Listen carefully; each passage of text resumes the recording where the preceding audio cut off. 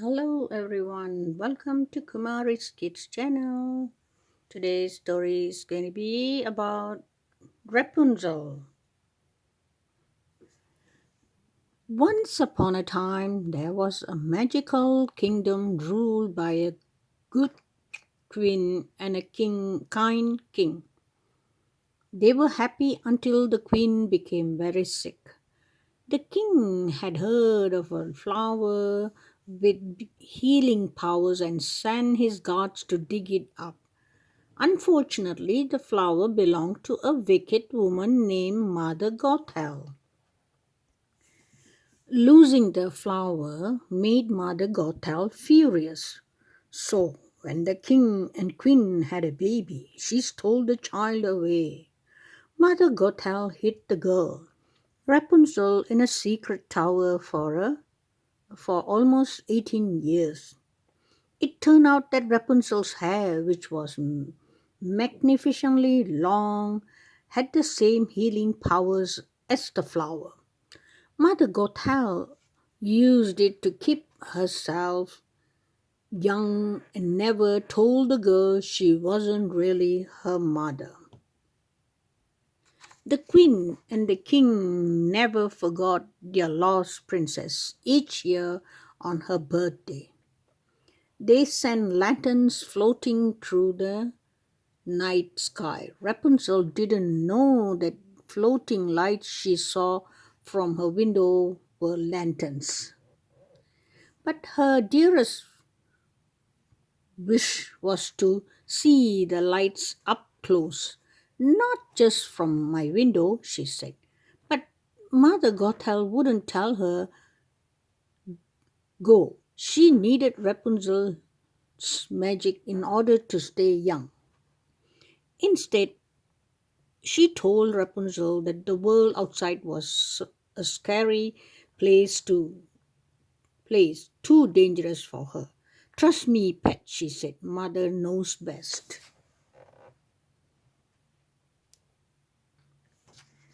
One day, Mother Gothel went away. Before long, someone climbed the tower. He slipped through the window and bang! Rapunzel knocked him out with a frying pan. The man, Flynn Rider, was a thief on the run from the palace guards. Rapunzel searched his bag.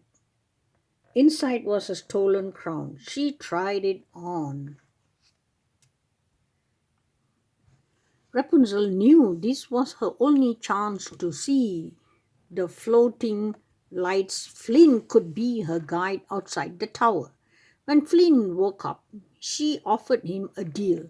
Deal? Flynn asked. He was still dazed from the frying pan. Rapunzel showed him a painting of the lights. Take me to these, she said. Flynn shook his head. No, can do. He did not want to go to the city. He was trying to hide from the Stabbington's brothers, two thieves he had been in business with. The palace guards were also still chasing Flynn. But Rapunzel had a bargaining chip, the crown. She'd return it only if Flynn helped her. So Flynn reluctantly climbed down the tower, and Rapunzel used her hair to lower herself to the ground. The outside world was like a dream come true. Her, she'd never run through grass before, or climbed a tree, or sat in a field of flowers. Still she felt nervous. Mother Gothel had said the outside world was scary, and Mother Gothel wouldn't lie, would she?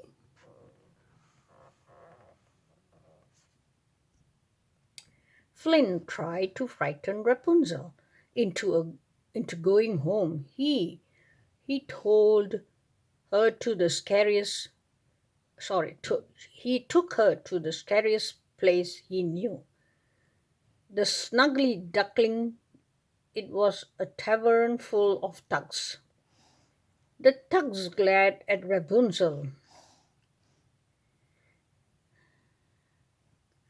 But when she sang about her dream of seeing the lanterns, they all became friends. The men even showed Rapunzel and Flynn a secret passage out of the tavern. Just in time, too, the palace guards had tracked down Flynn and his stolen crown.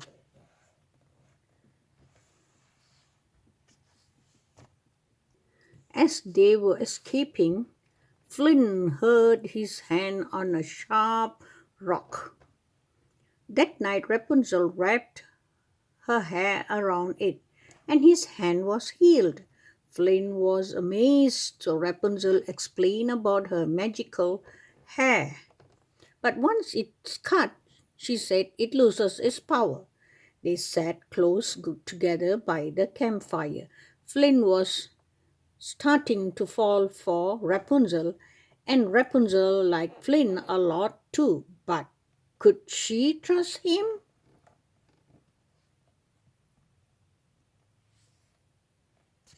Meanwhile, Mother Gothel had discovered that Rapunzel was gone. She began to search for her. The next morning was Rapunzel's birthday. Flynn led her to town, which was just as wonderful as the woods. She and Flynn danced and ate cake, and then they took a boat to watch the lanterns. For the best day of your life, I figure you should have a decent secret, Flynn said.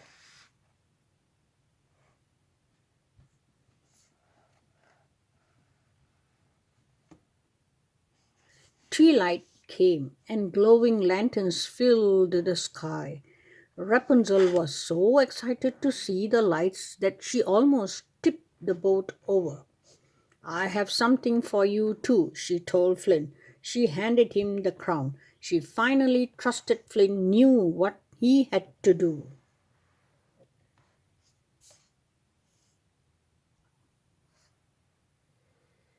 Flynn went ashore and tried to give the crown to Stebbington brothers. But the thieves knocked him out. Then they found Rapunzel and convinced her that Flynn has given her up. A fair trade, they said. A crown for the girl with the magic hair. No, Rapunzel cried. She tried to run away, but she couldn't. Thump, crash, Mother Gothel rushed in. She rescued Rapunzel from the thieves. She didn't tell Rapunzel she told the brothers to try to capture her in the first place. Mother Gothel and Rapunzel returned to the tower. But Rapunzel couldn't stop thinking of everything she'd seen. Suddenly, all the pieces fell into place. I'm the lost princess, she realized. Mother Gothel froze. It was you, Rapunzel said bitterly. I should have been hiding from you. Instantly, Mother Gothel stopped pretending to be nice. She tied up Rapunzel. Soon, Flynn came to the tower looking for Rapunzel.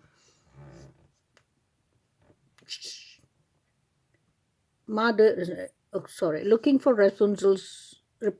Mother Gothel heard him. Rapunzel knew she could heal Flynn with her hair. I'll stay with you, she promised Mother Gothel. Just let me save him. Swear it, Mother Gothel said. And Rapunzel did. Flynn refused to let Mother Gothel win, grabbing a shard from a broken mirror. He sliced off Rapunzel's hair. Immediately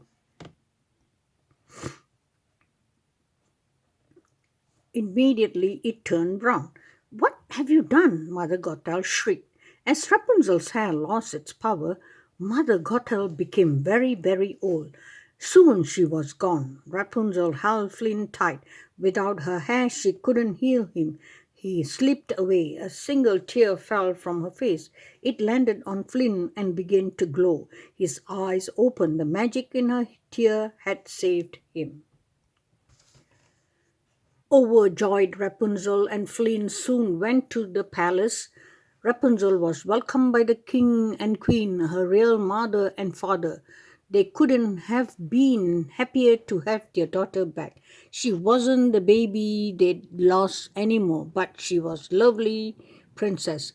And although Rapunzel's hair was no longer magical, she was still the most enchanting girl Flynn had ever met. Thank you for watching. I hope you guys will enjoy this story. See you guys in the next storytelling. Take care. Bye.